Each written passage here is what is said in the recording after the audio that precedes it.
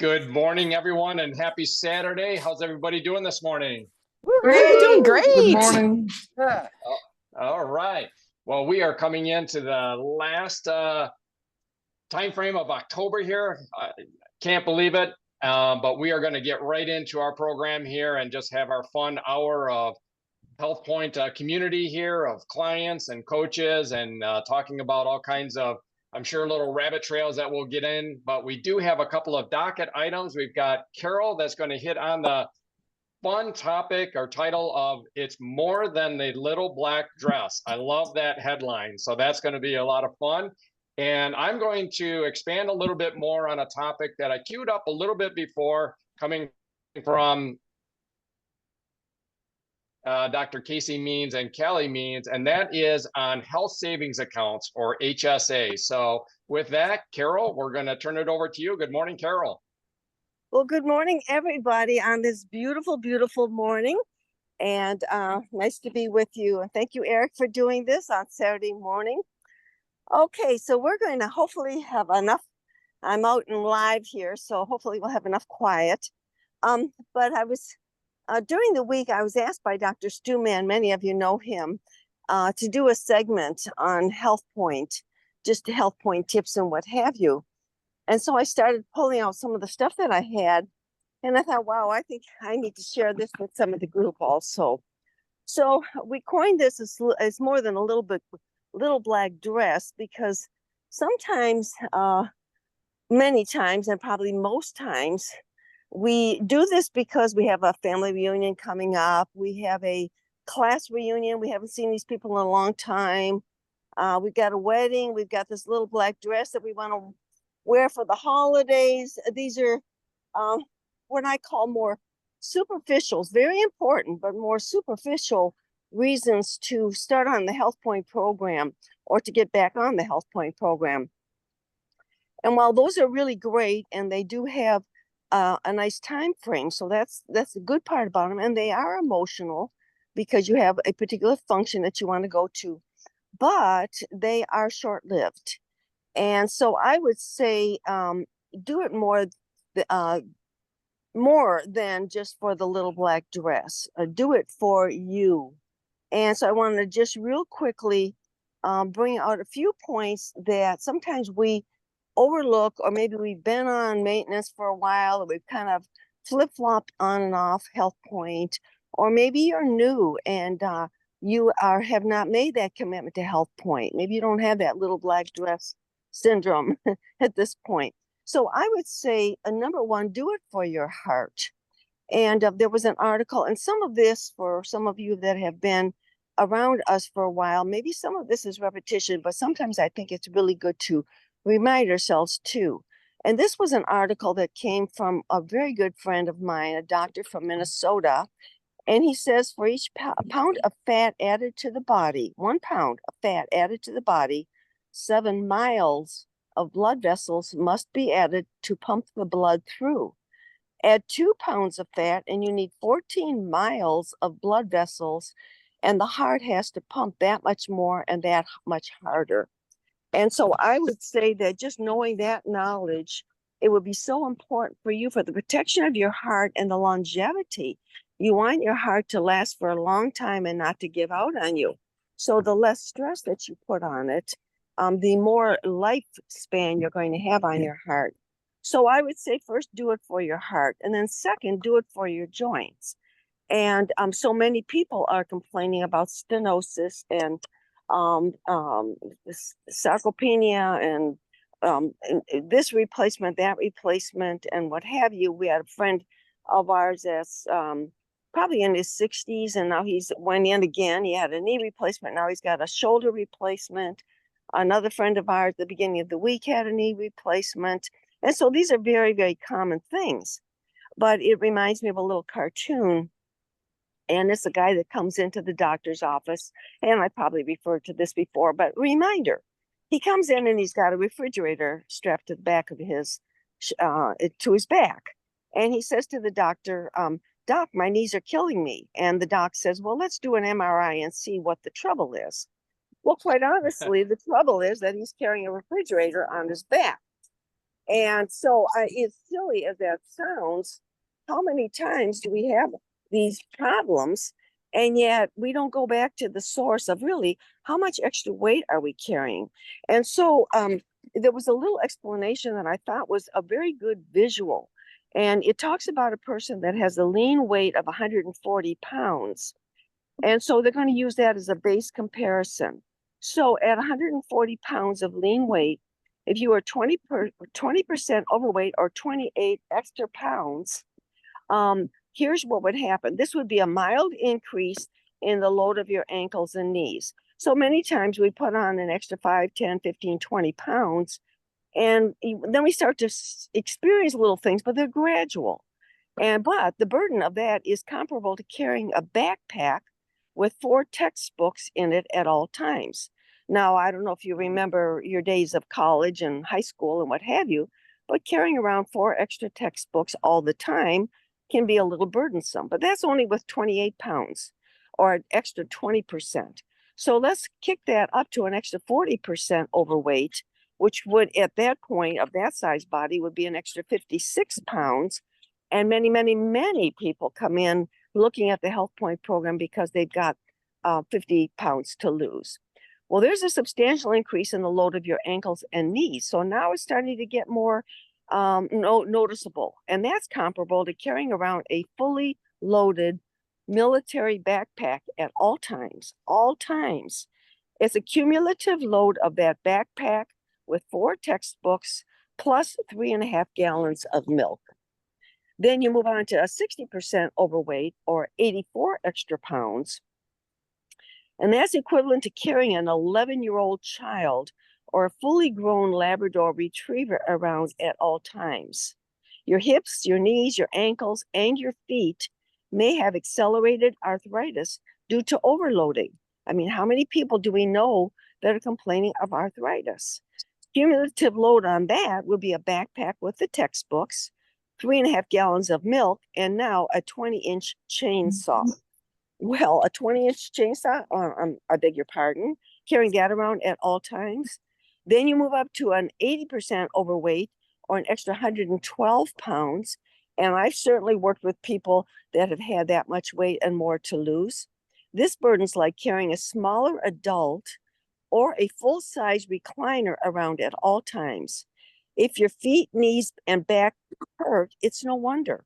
Cumulative load on that is your backpack with textbooks, 3.5 gallons of milk, a 20-inch chainsaw, and now a folding wheelchair, carrying that around at all times. And then the last one would be 100% overweight, and that would be 140 extra pounds.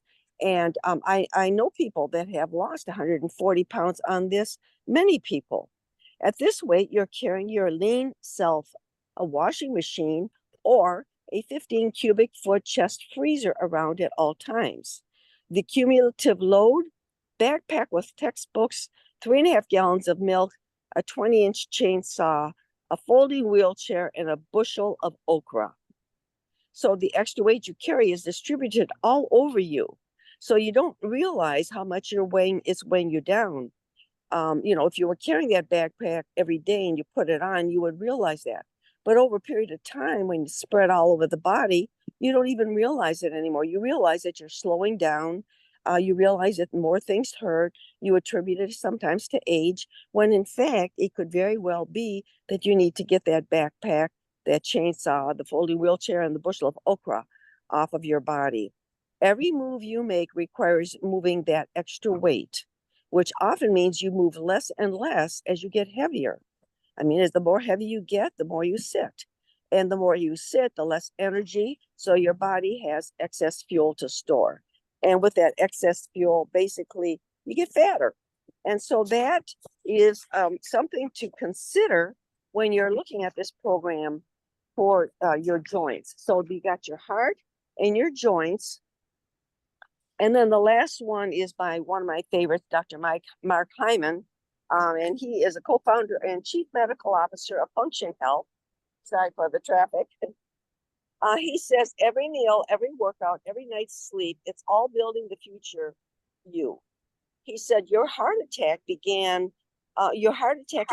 50 began at 20.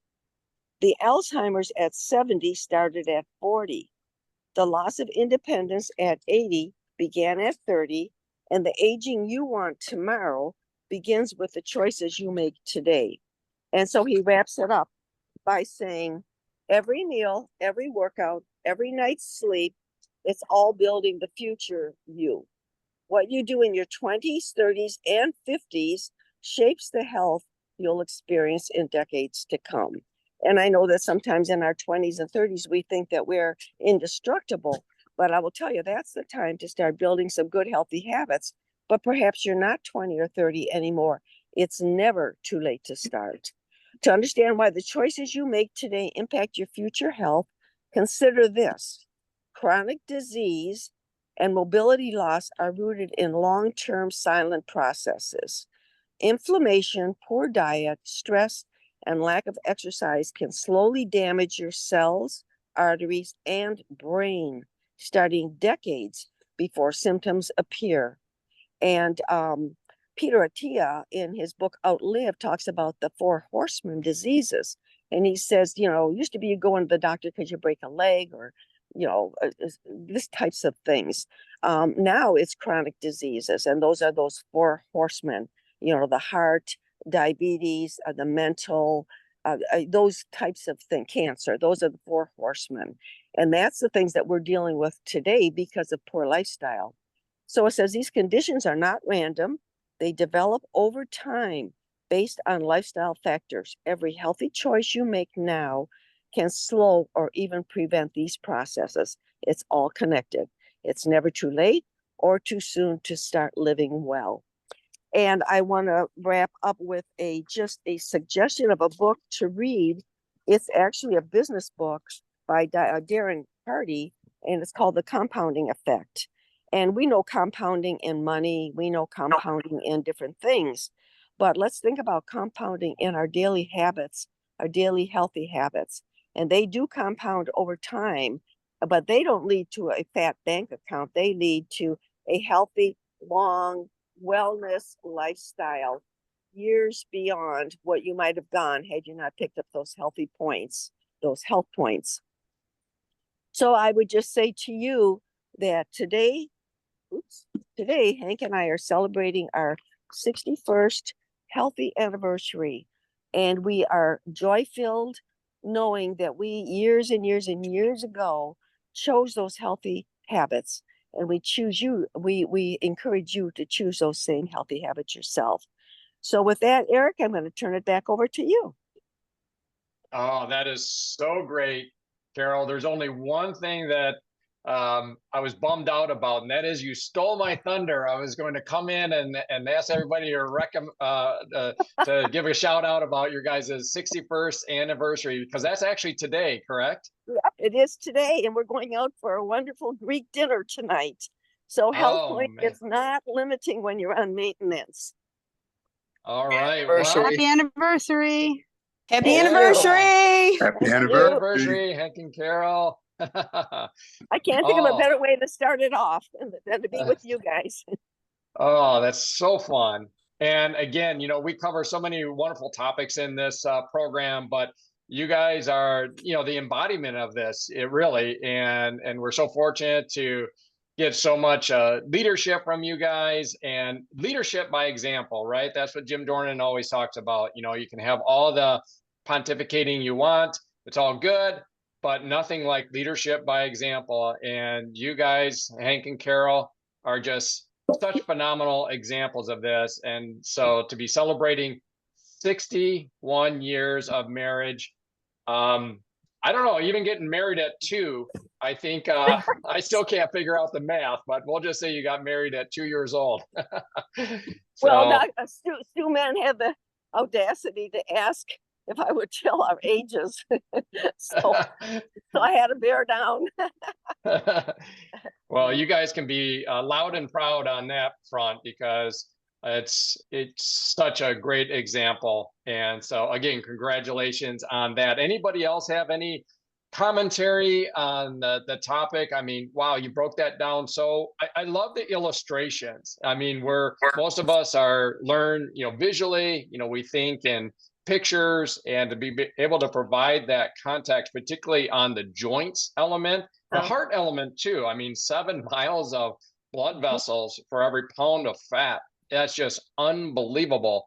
But anybody, any commentary from folks on the call here? I'll jump in for a moment. All right, David, good morning. And so some anecdotal. And so she was talking about starting in your 20s. And she's also at times talked about looking at children and seeing children.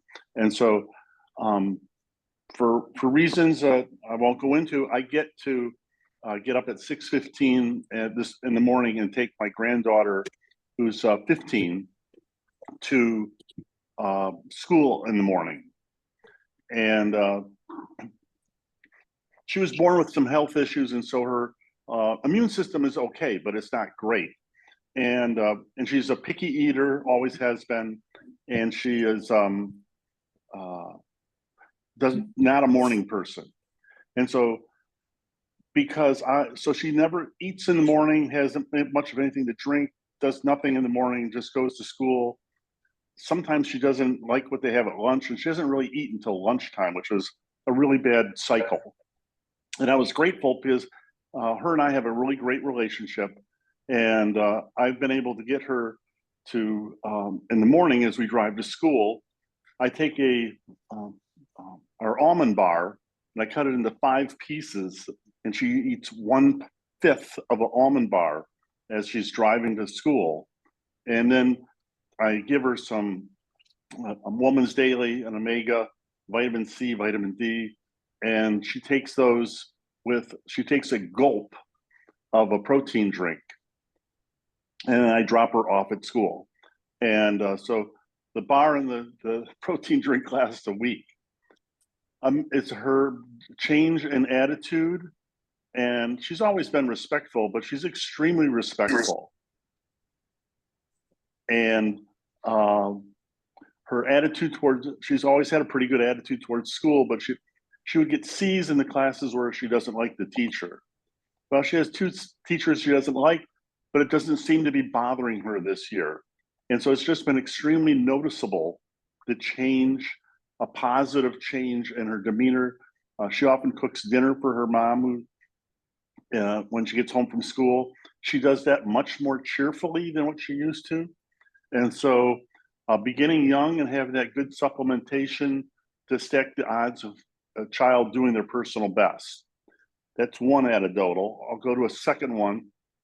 I just had a new client that I'm working with, their 3-year-old daughter who has anxiety and sensitivity issues. Just a reminder, my background was special ed. My expertise was early childhood special ed challenges. And the very first thing I talked with them about, or one of the first things, was Maslow's hierarchy of needs, which is my philosophy of education. And so I said, the first thing we need to look at her is at the cellular level. And so we talked about what she eats. And again, another kid who's a picky eater, doesn't eat well. And so they're going to be starting the Nutrilite multivitamins for children and the DHA drops to get some omegas into her head, and to see if I gave her some other suggestions, but physiologically, can we get her into a better place where at the cellular level? That's it. Oh, that's great. And, we often hear so much about the omegas and the effect, and I don't know that we would want to just isolate what might be the biggest impact that you're having there, David.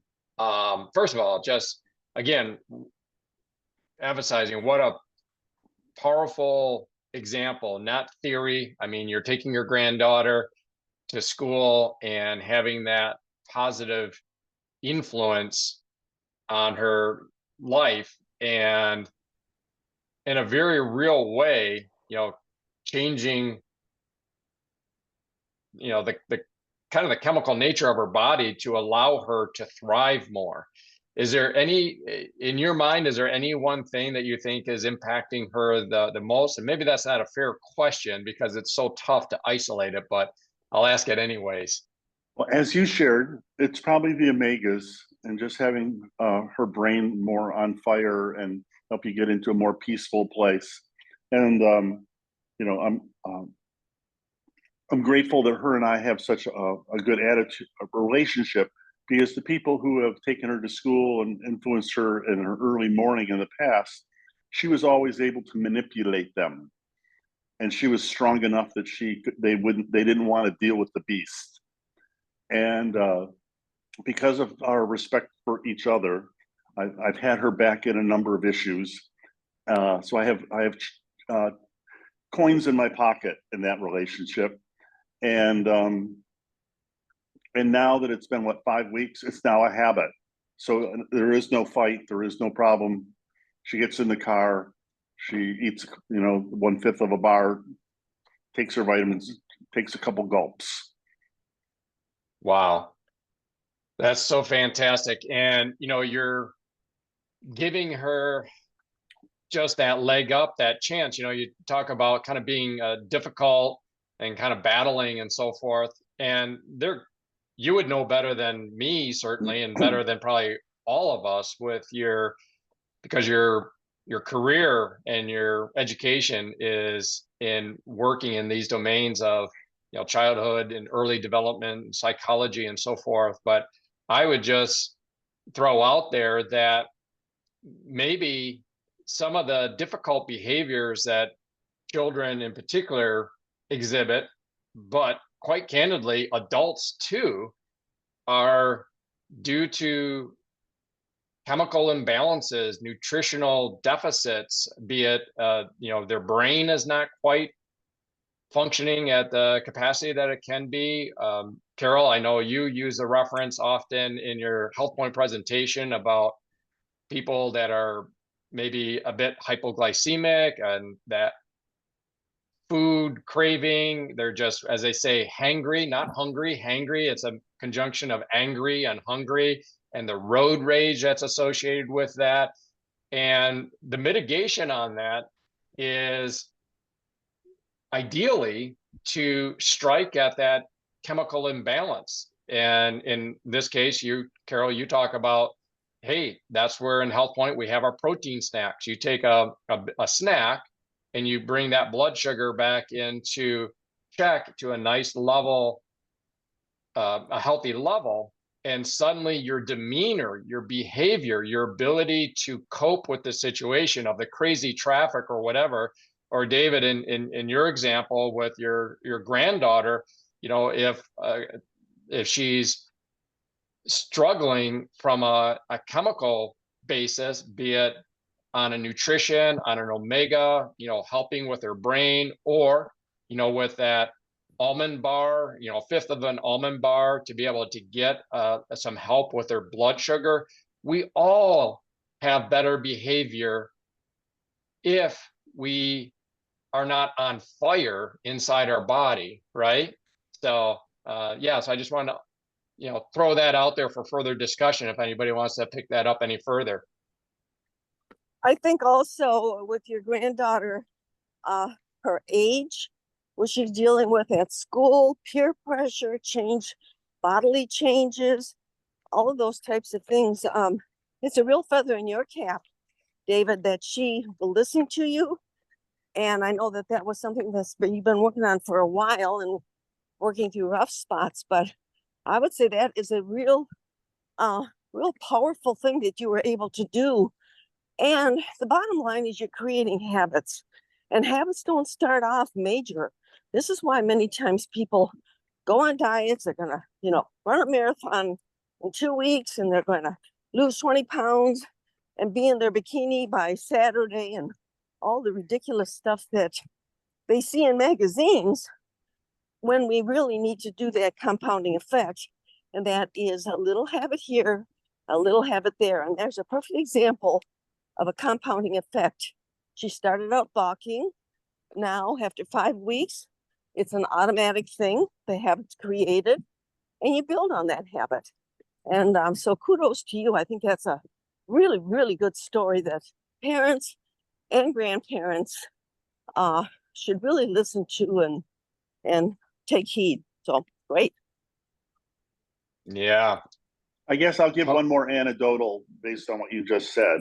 So when my grandson was in middle school, he was 100% boy. I knew the assistant principals by first name basis. I had their cell number, they had mine, in relationship with Nicholas.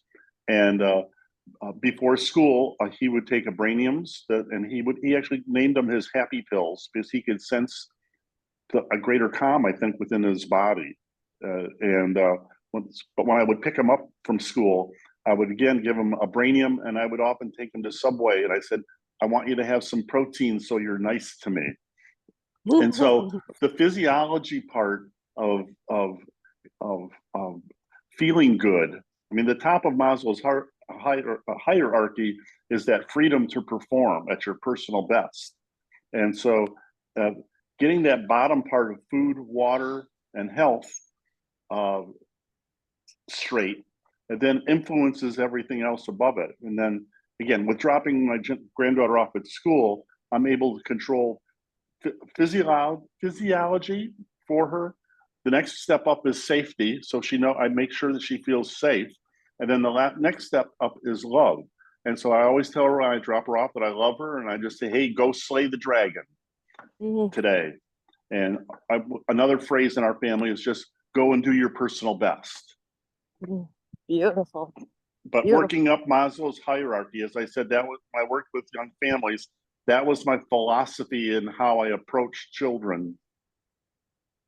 Boy. And so the very last thing is actually doing the tasks that I'm trying to get them to do. Most teachers go in and try to get the task done. They start from the top and ignore the bottom. Yeah. And they often get frustrated when they do that. Excuse me. Wow. I could see, David, if you were willing to at some point in the future on one of these episodes, kind of unpacking that Maslow's hierarchy of needs that many of us are familiar with in concept and principle, but I think what you're hitting on is so important for all ages, but certainly with children, expecting them to be working on elements that are at the top of that hierarchy, at the top of that, Maslow's triangular or pyramid of hierarchy of needs, without having some of those foundational building blocks covered and secured is not sensible. But yet, how often do we see it done or attempted to be done, right? I know I personally would get great value out of you with your background and expertise in this and implementation. I mean, it's not something that you did 10 years ago. You're doing it, you did it then, but you're doing it now with your daily commutes with your granddaughter and others around you. I think that's just a really important thing for all of us to be more educated and aware of. Let me know. Yeah. All right. I kudo that. Hey, Eric, Yeah. to Yes. one more thing, children are near and dear to my heart. I was an educator for many years. And so, I know we don't talk about it. We usually talk about adults when we're talking about HealthPointe on this program, but as a physical educator, a special educator, when I work with children, for many years, there was a lot of overweight. There was a lot of childhood diseases, many things that came up. And I think, as I watch some of those children, sometimes when either both or one of their parents would come in, sometimes if the children were overweight or seemed a little bit unhealthy, sometimes you could see that in the parents. Because they set an example, they're role models. And sometimes when we are demonstrating good eating habits, good activity habits, then we're demonstrating those in front of our children and our grandchildren. And when they role model us. They see us doing things. If they're watching us eating, then they're seeing the things that we eat. Now, they might not do it at first because they might not like those so many green vegetables and everything, and watching everything that they're eating, but they do watch you, and they watch other people that are on the HealthPointe program. Our grandchildren, they see that we eat differently. And so they role model that eventually. Sometimes it takes a little while for that to happen. But children are our future. They are, if we can do things to help them to start off their lives being healthy, I think that it's more beneficial to them in the long run, and they don't have to fight that huge battle that many of us as adults are fighting to maintain our weight or to stay healthy. But anyway, I love children, so I just wanted to add that in. Since we were talking about children, we should be thinking about the adults, but we should also be thinking about the children. I love that, Larry, and super appreciate you weighing in with, again, your background as an educator, and just seeing this play out in real life, with kids and their parents. And I'm going to throw something else out there. I don't know everybody's situation on this front, but if you have this situation, maybe we can kind of expand on this a little bit. So Larry, what you're laying out there, and this is so true, is that the kids are going to be given an example by the parents, and if the parents are healthy and say on HealthPointe and doing great, that's going to influence the children and their choices.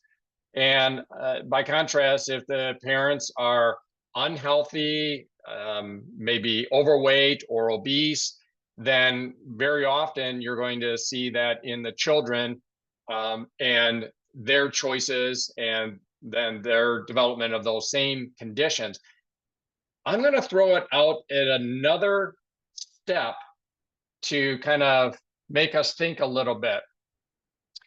Emily and I don't have kids in terms of human kids. We have 2 dogs, okay?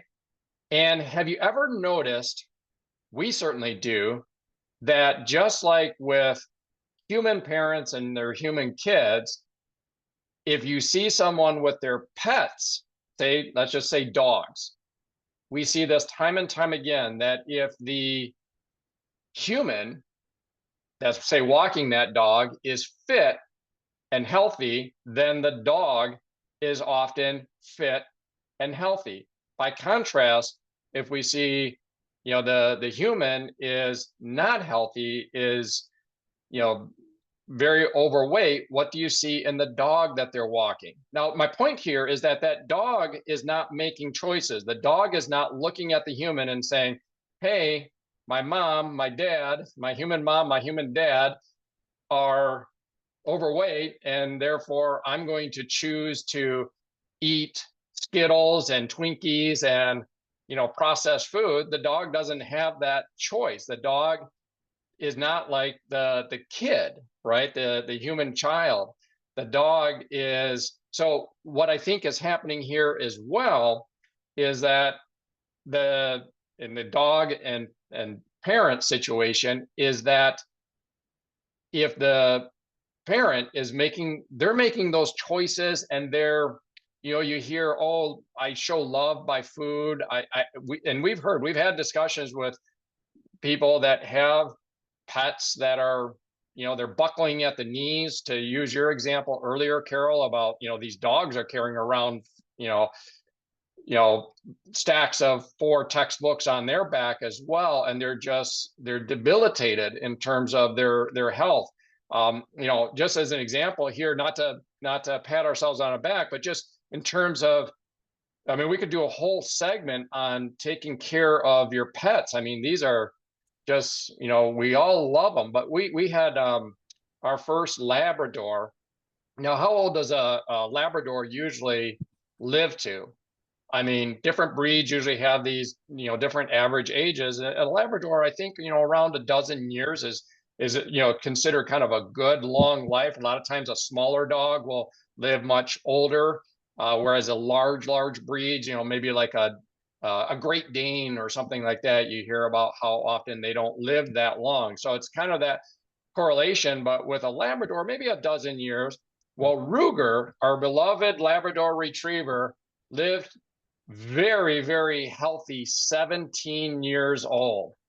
And just, you know, kind of that arc of life where he was just like spot on, super healthy. And then in that 17th year, he just had a kind of a short window of a steep decline, and that was the end of his life. But 17 years. But we take our pets in for routine exams at the vet, and they just comment all the time about how we're keeping them at just such a healthy weight. They don't have a choice, right? It's what we're feeding them, what we're, you know, providing in terms of that. Unlike a child who might just look at their parents and have, you know, as an example, a poor example in that context, and then they go to school and they eat, you know, junky food, or when they get older and they have choices to go out and purchase their own food or McDonald's or whatever, you know, they just continue to make those choices. But in pets, you know, we see time and time again, healthy parent, healthy pet, obese parent, obese pet.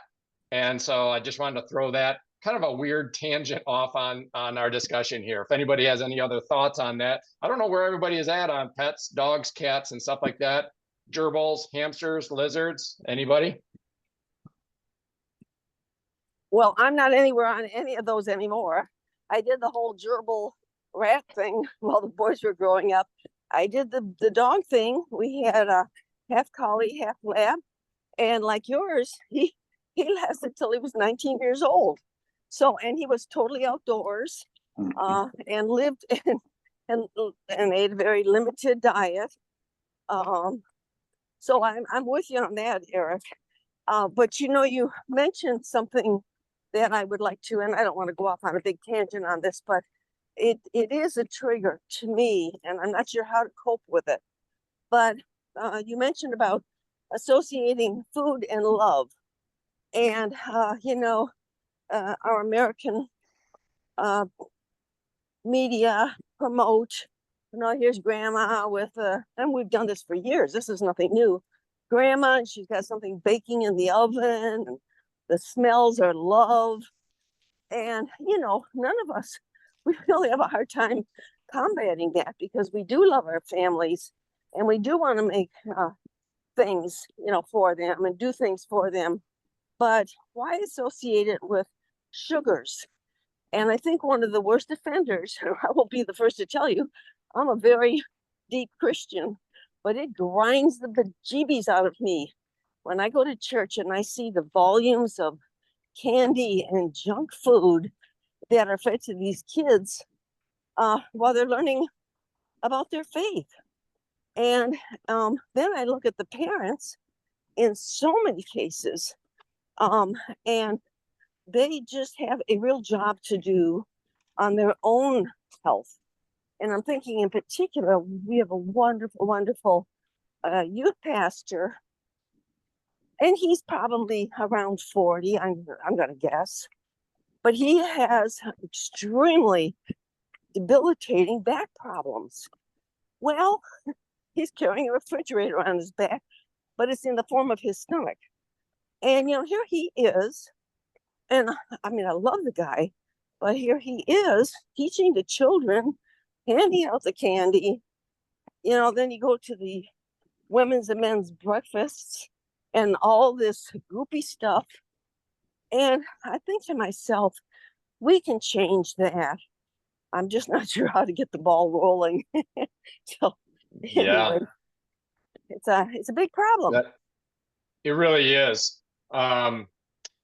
Many of us are familiar with Dr. Daniel Amen with the Amen Clinics, and just a legend in the brain health arena. And as I understand his story, and I did some certification through him, Carol, is that is what triggered, well, that was a trigger for him. Is he recounts a story about, you know, he was at one of these large churches where it's, you know, it's quite a feat just to get a parking spot. So he dropped his wife off at the door and went to get a parking space. And so he's a little bit late coming into service, and he's processing how to roll out a program to help people with their brain, and he fully understands the role that nutrition plays into that. And here he is walking into a house of worship, and on his way to the sanctuary to go get his seat with his wife, he's passing, and it's just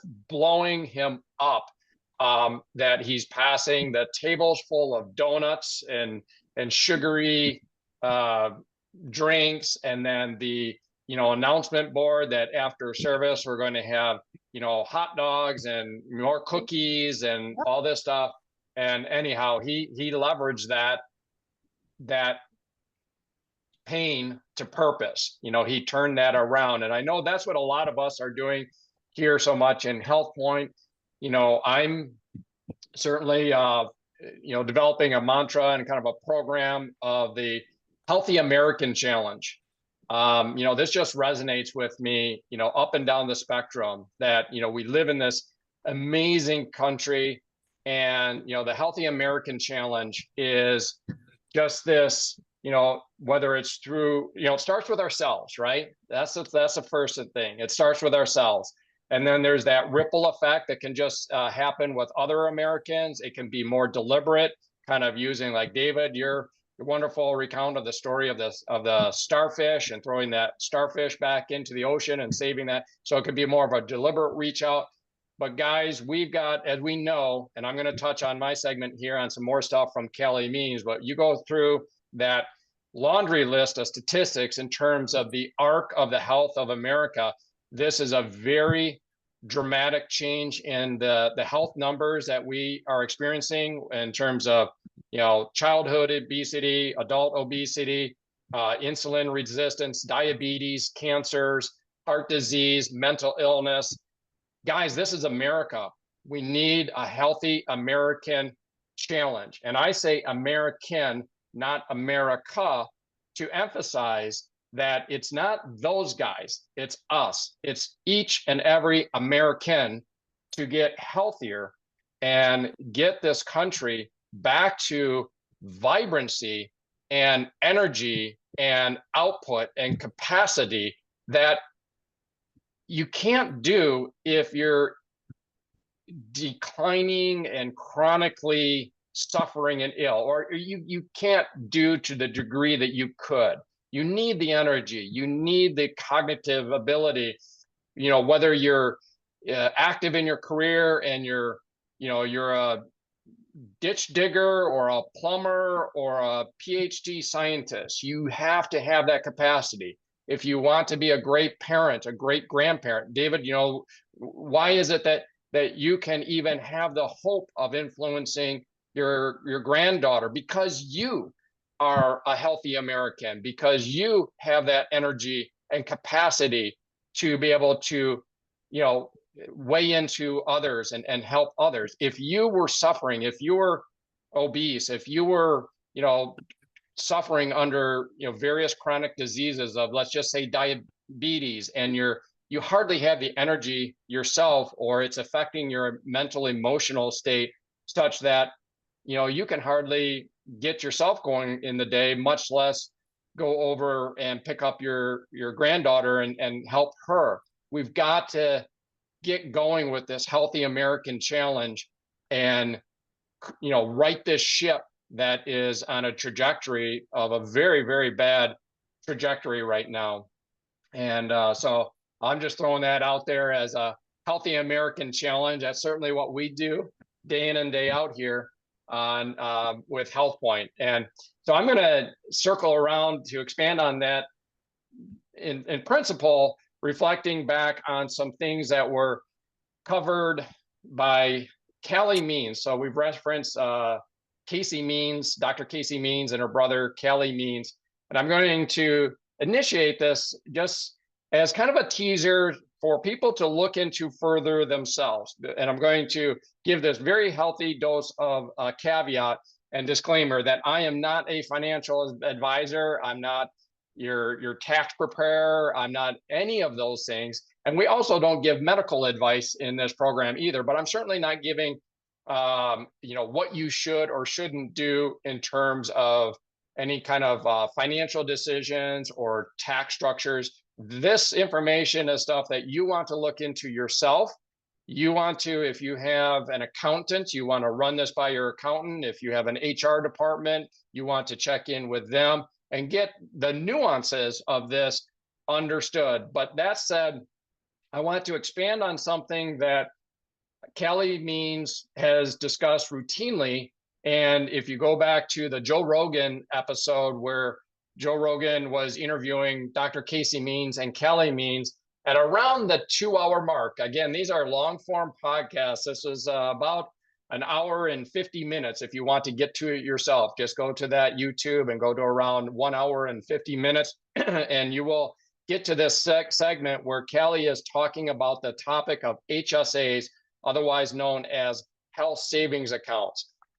And I would further say, if you want to dig into this deeper on your own, he had actually, now he makes it clear, this is broader than him and his company and his focus, but to help with this, he started a company called TrueMed.com. So True, True, Med, MED, TrueMed.com. And you go to TrueMed.com and you're going to get, an expansion of this topic beyond what I'm covering here. But I just want to cover it and kind of introduce it because, I consider myself, reasonably savvy, financially.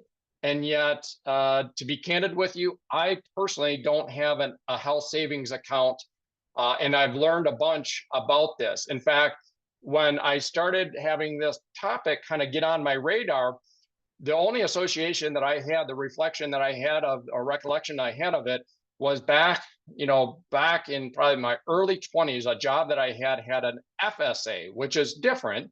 It's kind of in the same domain, but it's different than an HSA. An FSA is a flexible savings account. And again, do your own research between the two. I'm not going to be talking about FSAs. I'm going to be talking about HSAs. But an FSA, I had kind of a negative sense about it because what I remember back then is one of the characteristics of an FSA was that it was a use it or lose it. And I tell you, so in other words, you can contribute this money to an FSA account, in my case, directly through my employer. But then if you didn't use it within the, time frame, let's say it was the calendar year, you lose it. Now, there's nothing like disincentivizing someone to, be financial strategist with an FSA account than allowing them to put whatever, $1,000, $2,000 into this account for some, perceived, advantage. And then if you don't use it by December 31st, the money's gone. That's that. I remember that. I was like, this kind of sucks. I'm not too happy about this. Or, you would see everybody in the office frantically going around trying to get their eye exams and their teeth cleanings and everything else like that so they could use up this FSA money.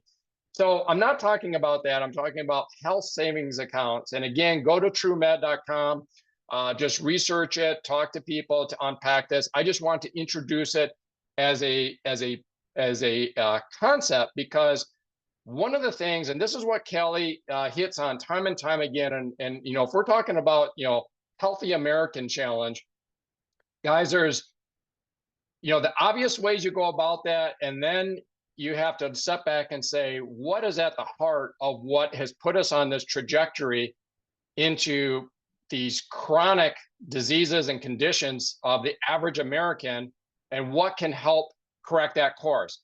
And I'm going to introduce that concept of money. Okay. And so we're often talking about, do this for health, do that for health. Well, there is big money in the systems that are set up currently in our current medical system and incentive system and we've talked about this, and Kelly Means and Casey Means talk about it so thoroughly that it's not like these are dark rooms where people are conspiring to set up systems to make people deliberately, chronically ill and then have to take pharmaceuticals every month for the rest of their life to, handle that condition.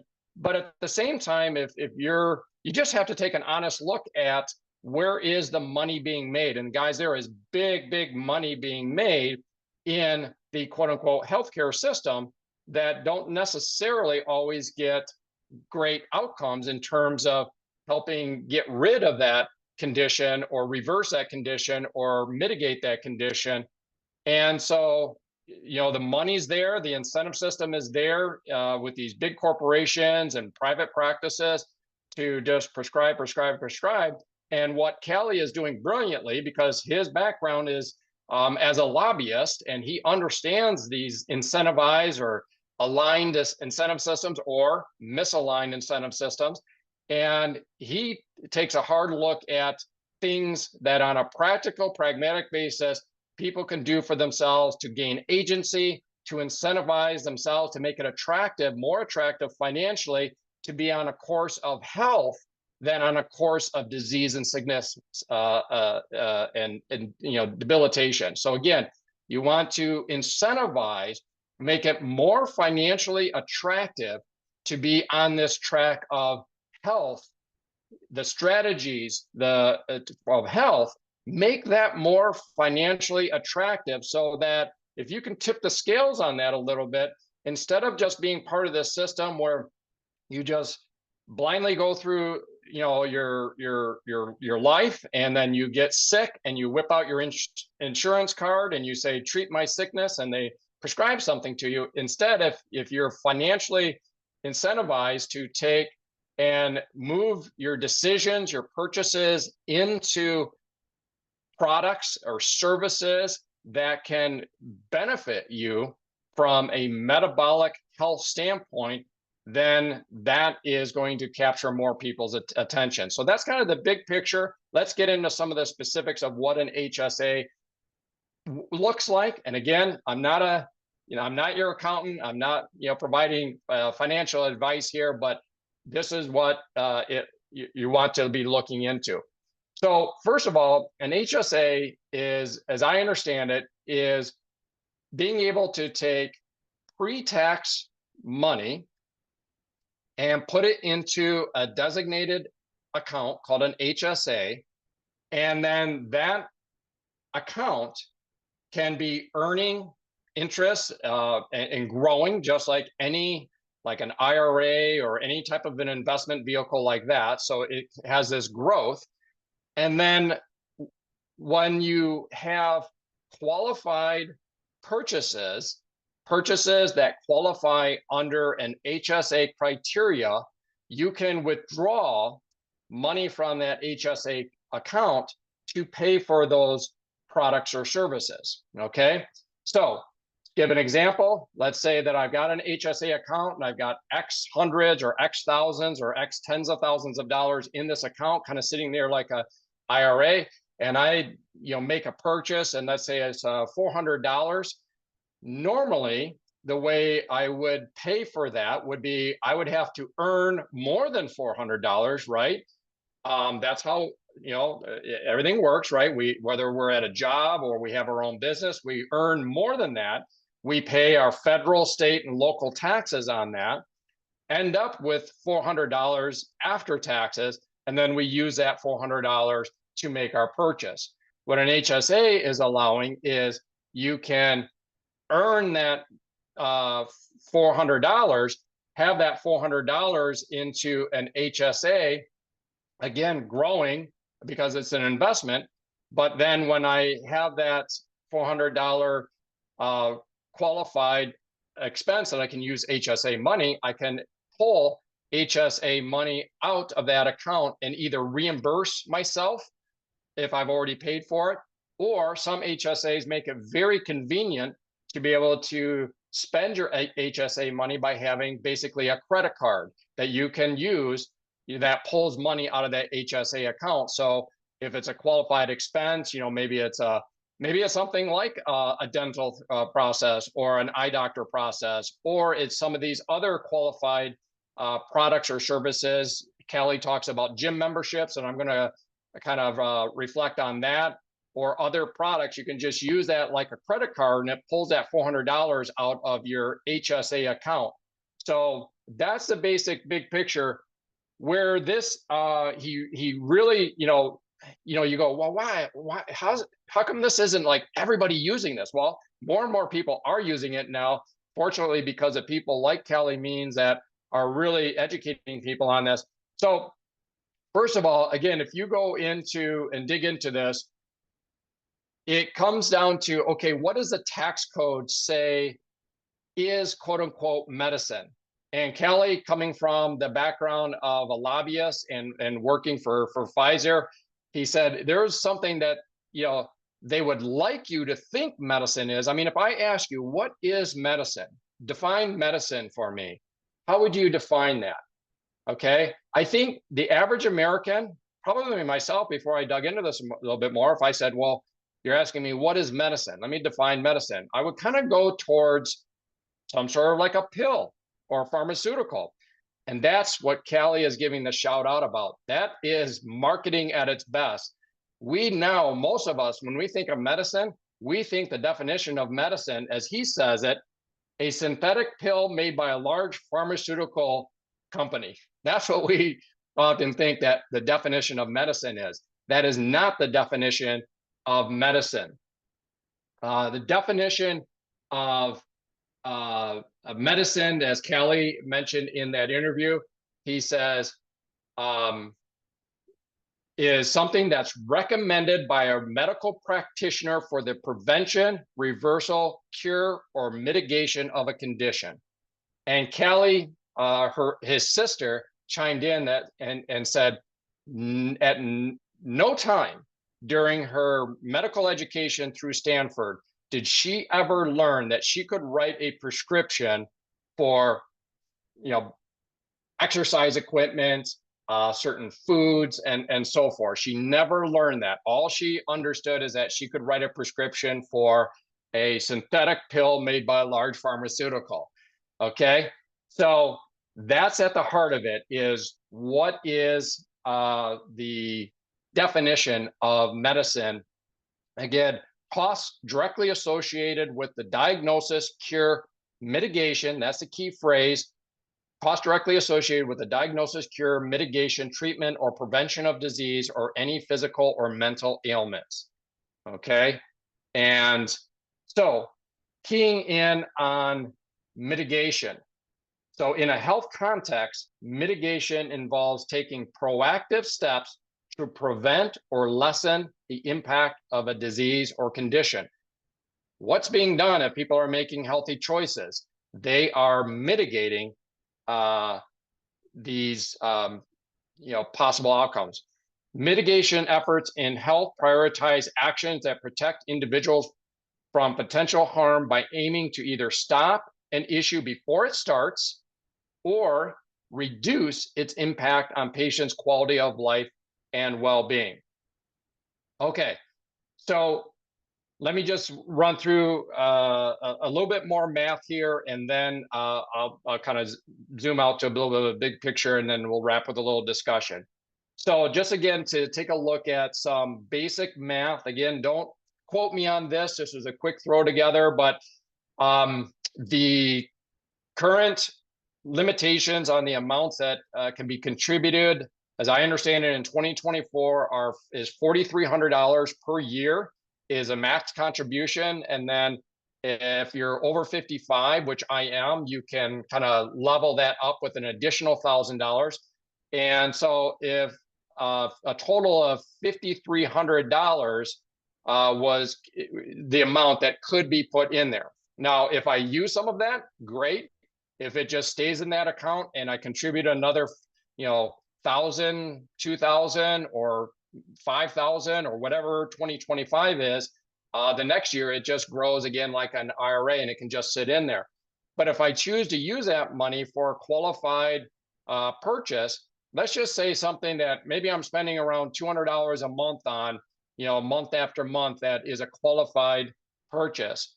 Well, normally, based on, basics of taxation, I would need to earn $3,158 in order to pay for $200 a month. $200 a month over a year is $2,400.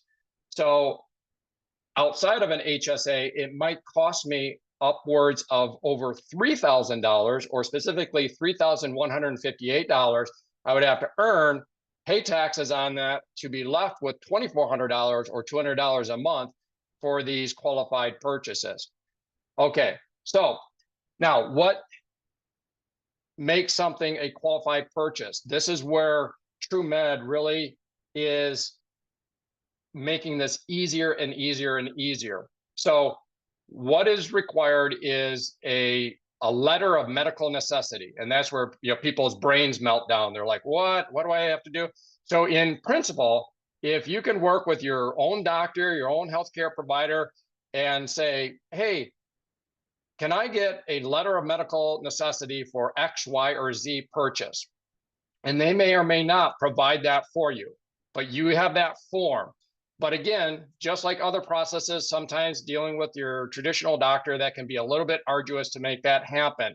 What TrueMed does is makes it a very simple online process to be able to get a letter of medical recommendation for qualified purchases. Now, this is growing. The purchases, the products and services that are in TrueMed.com is growing.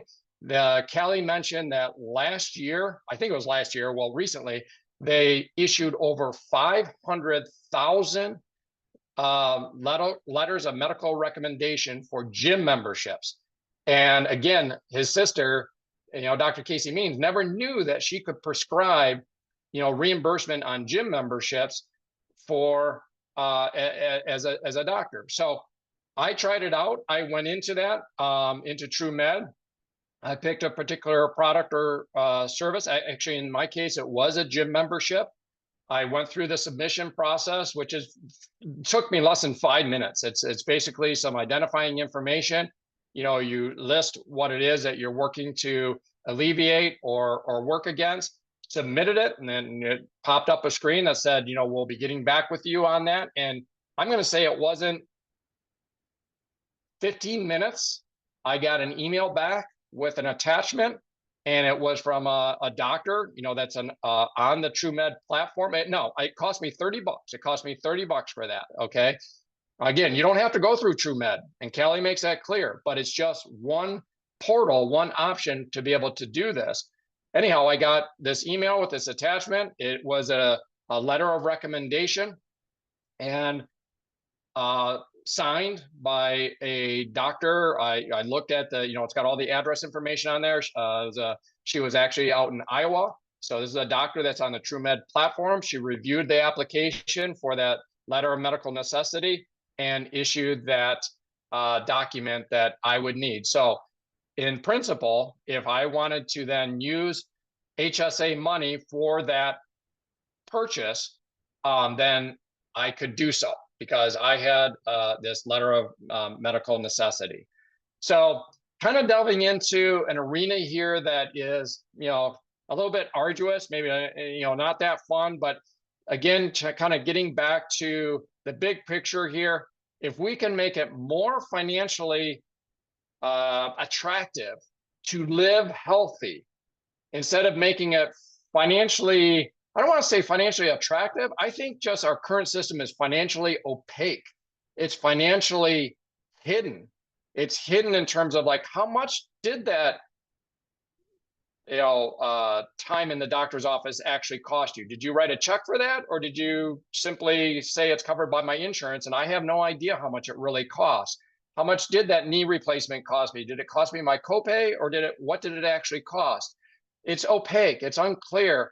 And there's a lot of incentive to just get people to go into that system more and more. So if we can make, from a big picture, it more savvy and the financially, you know, arguably intelligent process to take agency over your money and be able to use that in a manner that you're better off financially to be on a health trajectory than you are on a disease and chronic conditions trajectory, then that's what we want to do. So I would, again, just in wrapping, just say, go to TrueMed.com or talk with your doctor, talk with, you know, any tax preparers, do your own research. But I wanted to provide that basis for you guys on that.